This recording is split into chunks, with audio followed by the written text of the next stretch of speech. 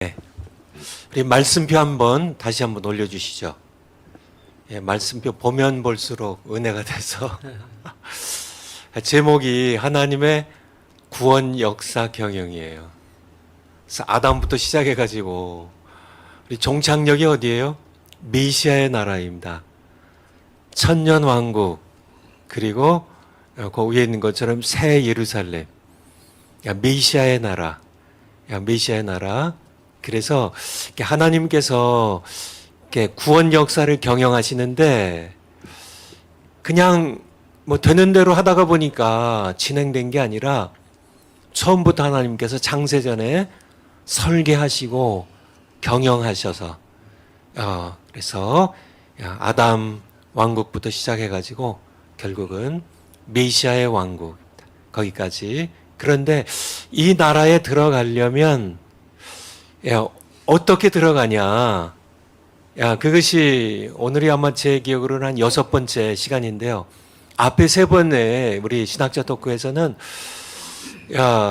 바로 이게 하나님께서 위임하신 이 왕국들, 그러니까 메시아 훈련학교, 이 왕국들 통해서 하나님께서 이 방향으로 메시아 나라, 이 새 예루살렘으로 나아가게 하셨는데 그리스도와의 7대 연합, 밑에 줄에요.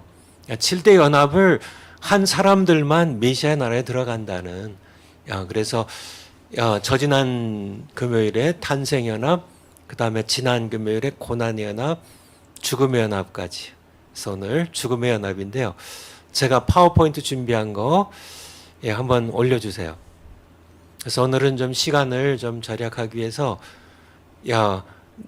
바로 네 번째로 들어가죠. 사면으로 탄생연합으로요. 탄생연합으로. 그래서 탄생연합이 뭐냐? 예수 그리스도의 탄생이 초자연적인 기적이었다는 거죠. 그렇죠. 창조주 하나님이시죠. 영이신 하나님. 그러니까 하나님의 본체이신 성자 하나님께서 그러니까 사람이 되어 오셨잖아요. 이게 자연이 이게는 기적 중의 기적이죠. 기적 중의 기적이죠. 어떻게 그러면은 영이신 전능하신 하나님께서 어떻게 일개 사람이 되어 오실 수 있었냐? 이게 성령으로 잉태되어 동정녀 마리아를 통하여 사람이 되어 이 땅에 오신 게 정말 사람의 언어로는 사실은 설명할 수 없는 초자연적인 기적입니다. 그런데 이게 초자연적인 기적인데 우리가 여러분이 예수님의 동정녀 탄생을 믿는 것도 초자연적인 기적이라는 거예요. 당연하죠. 이게 본 적이 있나요? 우리 정화 목사님 설교처럼 뭐 본 적도 없고, 그렇죠? 2000년 전인데 뭐 확인한 것도 없고 그렇잖아요. 마리아를 만났어요. 여러분들이 요셉을 만났어요.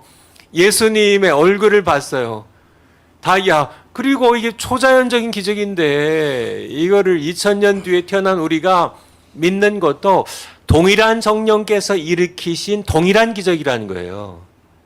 맞는 말씀입니다. 동일한 성령께서 일으키신 동일한 기적으로 우리 안에 우리를 거듭나게 하셔서 이제 믿음을 갖게 하시는 그런 성령님의 역사였다는 그런 말씀이고요. 그래서 우리가 탄생연합에 어떻게 들어가냐? 예수 그리스도의 동정녀 탄생을 믿음으로, 동정녀 탄생을 하신 예수 그리스도를 믿음으로 우리가 그리스도와 연합하여 탄생연합에 들어간다는 거예요. 결론적으로 그리스도와의 탄생의 연합으로 그러면 우리는 뭘 받냐? 죄 있는 우리가 죄 용서함 받고 괄호 안에 뭐예요? 구원을 받는다는 겁니다. 그래서 고난의 연합, 죽음의 연합, 뒤에 연합 안 해도 탄생의 연합만 해도 우리는 구원받아요. 구원받습니다. 탄생의 연합만 해도 그냥 오늘 죽어도 우리는 하늘나라 가요. 하늘의 영원한 본향 갑니다. 나중에 장차 새 예루살렘에 들어가요. 메시아 왕국에 들어가긴 들어가요. 그런데 부끄러운 구원을 받는 거죠. 부끄러운 구원을 받는 거죠. 파워포인트 다음 면요. 지난 금요일에 했던 고난의 연합에 대한 이야기인데요. 그리스도의 탄생은 고난과 함께 진행되었다는 겁니다. 그래서 예수님의 탄생 자체가 여인의 배에 이제 10달 동안 있으면 이 자체가 전능하신 우주의 창조자이신 이 광대하신 하나님께서 한 여인의 배에서 이렇게 10달 동안 보낸다는 이 자체가 이게 고난이죠. 우리 정환 목사님, 정말 이렇게 3번 감옥 가셨는데 감옥은 좀 넓죠. 여인의 이 배는 훨씬 작습니다. 여기에서 정말 이렇게 성령으로 잉태되어서 그냥 작은 그러한 생명체로 아기로 참 이거 지내는 이 자체가 이렇게 성자 하나님 예수 그리스도의 입장에서 보면 말할 수 없는 비하, 이게 낮아짐이고 고난이었다는 거고요. 또한 예수님의 탄생은 그 전후로 세상 임금 사탄의 시기로 인하여 고난으로 진행됐다는 말씀입니다. 두 번째, 우리가 그리스도와 탄생 연합을 해서 예수님의 생명이 우리 성령을 통하여 우리 안에 거듭나게 해서 주시는 예수님의 생명이 우리 안에 이제 들어오게 되면 바로 고난이 시작된다는 거예요. 우리에게도 탄생 연합했는데 고난이 바로 찾아온다는 얘기입니다. 그래서 이것은 우리 사탄이 예수님께 고난을 드렸던 이 사탄이 우리에게 고난을 준다는 거죠. 그런데 하나님께 허락하지 않으시면 우리는 고난받지 않죠. 그렇죠. 하나님 전능자이신데. 근데 왜 하나님께서 욥에게 고난을 허락하시듯이 사탄에게 이렇게 줘서 맡겨서 고난을 당해 하듯이 우리에게도 하나님께서는 고난을 허락하세요. 예수님의 생명으로 우리가 새 생명, 영원한 생명을 받았는데 우리로 고난을 받게 하시는데 그 목적은 영광을 얻게 하려 하심이라는 거예요. 영광을 얻게 하려 하심이라. 이게 정화 목사님의 설교에 굉장히 깊고 놀라운 것이죠. 이렇게 일목요연하게 성경적인 진리를 참 이렇게 설명하는 게 우리가 들으니까 그렇죠 하는데요. 참 놀라운 그런 설교죠. 참 하나님께 우리가 감사드리고 또 우리 정관 목사님 통해서 우리가 감사를 드립니다.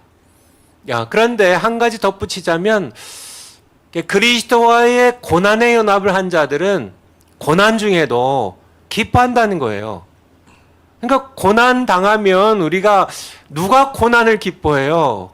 그쵸, 짜증, 그쵸, 분노, 그냥 싫죠. 정말 싫고 고난이야. 이게 그쵸, 고난 자체를 기뻐한다는 이거는 사실은 그리스도와의 연합 없이는 이거는 이렇게 불가능한 겁니다. 이거는 말로 고난을 기뻐한다는 게 미치지 않으면은 가능한 얘기가 아니죠. 그러니까 정화 목사님 설교에 나온 대로 그러니까 내가 정말 탄생의 연합은 했는데 정말 내가 그리스도와 고난의 연합도 했냐 이거를 알아보려면 시금석이에요. 이렇게 판별할 수 있는 근거가 고난 당했는데 내 안에 기쁨이 있어요. 내가 정말 그리스도를 위한 고난, 정말 복음을 위한 고난입니다. 참 주님의 몸된 교회를 섬기는 고난. 근데 이게 짜증이 나야 되는데 고난은 고난이니까. 근데 기쁨이 솟아나면 내가 그리스도와 연합이 됐구나. 우리 성경 구절 한번 지난 시간에 한번 안 찾았던 것 같은데요. 앞에 우리 사도행전 5장 41절. 사도들이 지난 시간에 찾았던 것 같네요. 다시 한번 찾죠. 사도들이요, 베드로, 요한이, 이제 이렇게 산헤드린 공회에 이제 끌려가가지고 잡혀가가지고 고난을 받죠. 채찍질 당했습니다. 40절에 보면은 아주 이렇게 우리 김철웅 교수님 통해서 우리가 들었던 것처럼 이거는 맞다가 죽을 수도 있는 엄청난 채찍질인데요. 이렇게 등에 때리고 가슴에 때리고 등에 때리고 하는 그런 아주 굉장한 그런 고통의 채찍질인데 사도들은 그 이름을 위하여 40절에 있는 예수님의 이름을 위하여 능욕받는 일에 합당한 자로 여기심을 기뻐하면서, 이게 고난의 연합을 한 사람들의 모습이에요. 그러니까 이게 정상이에요? 정상 아닙니다. 그래서 채찍질마저 그냥 그쵸, 그냥 이렇게 등도 가슴도 살이 다 찢기고요. 다 찢기고 피가 막 흐르고 막 고통으로 정말 온 몸이 그냥 쓰러질 것 같은 그런 고통 속에서 참 공의 앞을 떠나오면서 너무 기뻐했어요. 나 같은 것도 예수님을 위해 고난 당할 수 있는 자격이 있다고 이렇게 여겨주심을 정말 기뻐하는, 이게 고난의 연합이에요. 우리 골로새서 1장 24절, 요거는 지난 시간에 안 본 것 같은데요. 사도 바울의 고백이죠. 내가 이제 너희를 위하여 받는 괴로움을 기뻐하고, 괴로움을 기뻐한대요, 사도 바울이. 그리스도의 남은 고난을 그의 몸된 교회를 위하여 내 육체 채우노라. 사도 바울의 고백이죠. 괴로움을, 내가 너희를 위하여 받는 괴로움을 기뻐하는데, 왜 이 괴로움을 기뻐해요? 그리스도의 고난에 참여하니까. 이게 사도 바울은 그리스도의 고난의 연합에 지금 연합을 이룬 사람이에요. 그러니까 고난을 기뻐하는 겁니다. 그러니까 여러분도 정말 내가 주님의 몸된 교회를 위하여, 그리스도를 위하여, 복음을 위하여, 내가 정말 하나님께서 우리에게 주신 참 대한민국의 자유 통일을 위하여, 예수 한국 복음 통일을 위하여, 북한 동포들을 위하여, 여러분들이 고난을 당할 때, 욕을 먹고 고난을 당할 때 여러분의 마음 가운데 기쁨이 있다면, 기쁨이 있어요. 그러면 여러분은 그리스도와의 고난의 연합을 지금 한 사람이고요. 고난이 없어요. 그냥 짜증만 나요. 왜 나에게 이렇게 고난을, 내가 왜 욕을 먹어야 되고, 내가 왜 이렇게 고난을 당하냐 하고 불평하고 짜증내고 그러면은 아직 탄생연합만 하고 고난의 연합은 아직 못 들어간 겁니다. 그것이 정광 목사님의 설교예요. 파워포인트 다음 거예요. 오늘 주제인데요. 죽음의 연합입니다. 죽음의 연합. 죽음의 길을 예수님께서는 걸어가셨죠. 예수님은 하나님의 본체이십니다. 성령으로 잉태되어 마리아를 통해 세상에 탄생하셨고, 고난의 길을 걸으신 예수님께서는 겟세마네 동산에서 자신의 지정의를 아버지께 반납하시고 십자가에 죽음의 길을 걸어가셨다는 겁니다. 너무 탄생하시고 고난의 길을 걸어가시고 죽음의 길을 걸어가신, 이 코스를 이제 우리도 이제 우리도 탄생 연합을 통해 구원을 받았어요. 고난의 연합을 통해 그리스도를 닮아가며 성화의 길을 걷는 신자들은 죽음의 연합을 통해 자아가 죽어야 된다는 얘기입니다. 오늘 설교 요약에서 들은 것처럼요. 그런데 이 고난의 연합과 죽음의 연합이 그리스도의, 우리 조직신학적인 용어로 그리스도의 비하라 그래요. 비하는 낮아지심입니다. humiliation이죠. 이게 마지막 단계예요. 그러니까 정화 목사님 설교에도 나온 것처럼 이 죽음의 연합까지 가면 이젠 그 다음부터는 그리스도의 승귀라 그러죠. 높아지심입니다. exaltation입니다. 여러분들이 이 죽음의 연합까지만 가면은 그 다음부터는 부활과 승천과 재림과 이제 왕국과 이런 그리스도의 승귀에 동참하는 영광을 맛보게 되는 그런 이제 단계로 들어가게 되는데요. 마지막 단계가 죽음의 연합이에요. 그래서 우리가 그리스도의 죽음과 합하여 그와 함께 그리스도와 함께 죽어야 된다는 거예요. 파워포인트입니다. 그 다음 거예요. 이제 오늘 좀 짧게 좀 준비를 했는데요. 세 번째, 죽음의 연합은 아담이 선악과를 따먹을 때 살아난 독립된 지정의를 하나님께 반납하는 겁니다. 이게 정만 목사님의 설교인데 정말 깊은 성경 해석이죠. 독립된 지정이 반납은 살아난 내 자아가, 그쵸. 그 이전에는, 아담과 하와가 선악과를 따먹기 이전에는 오직 하나님의 뜻만 있었어요.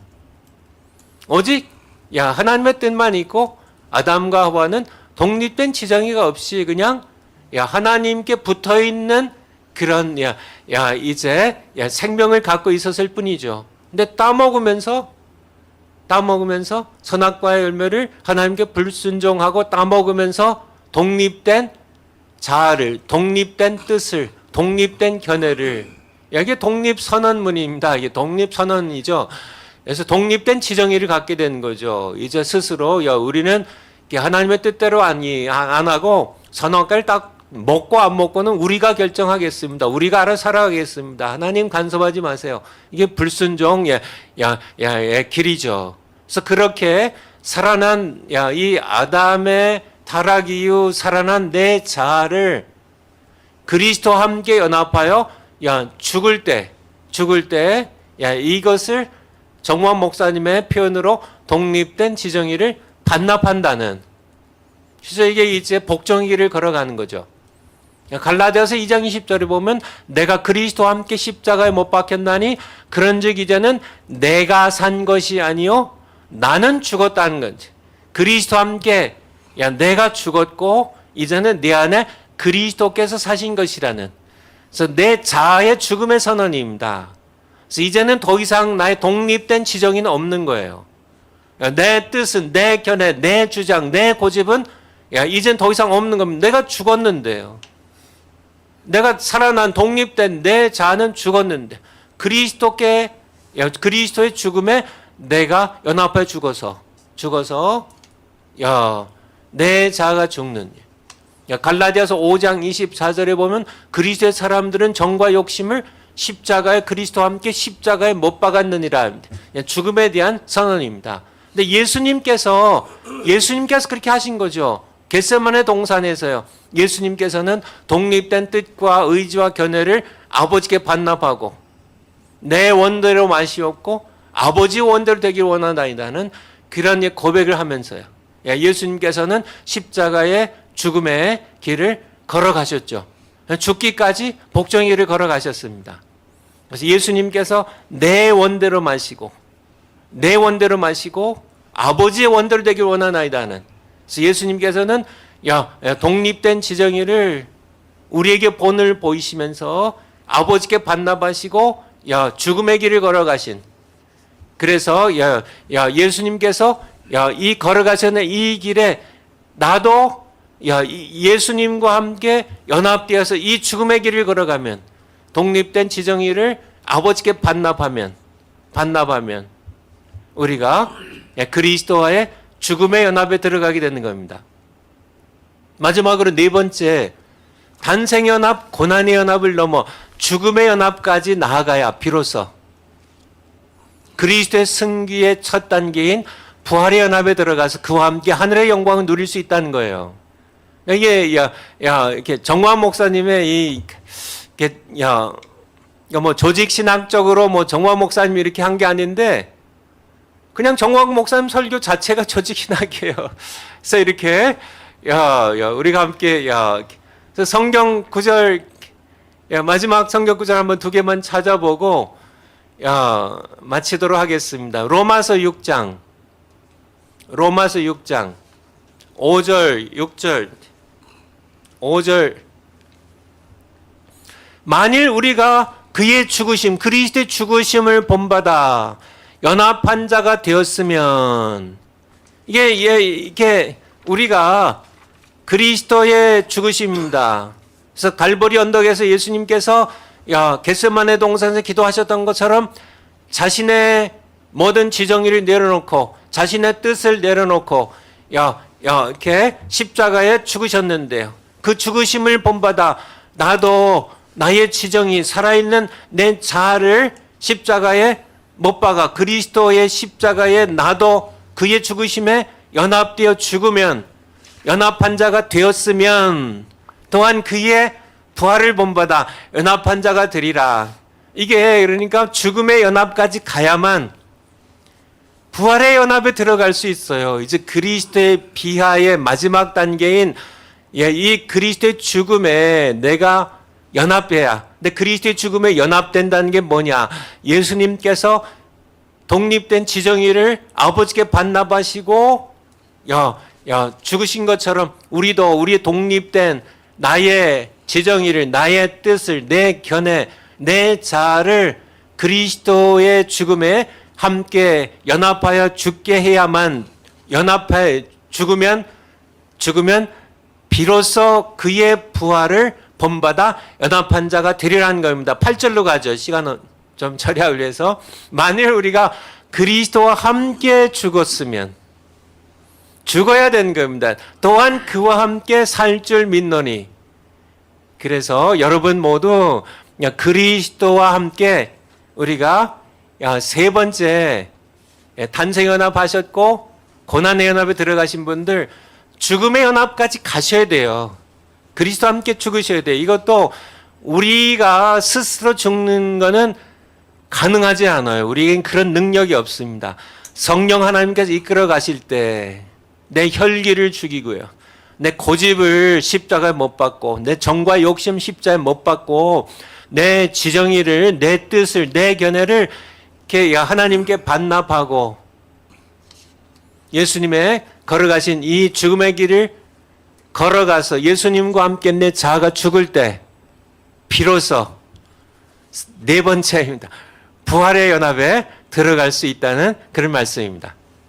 네, 감사합니다. 손원배 교수님께서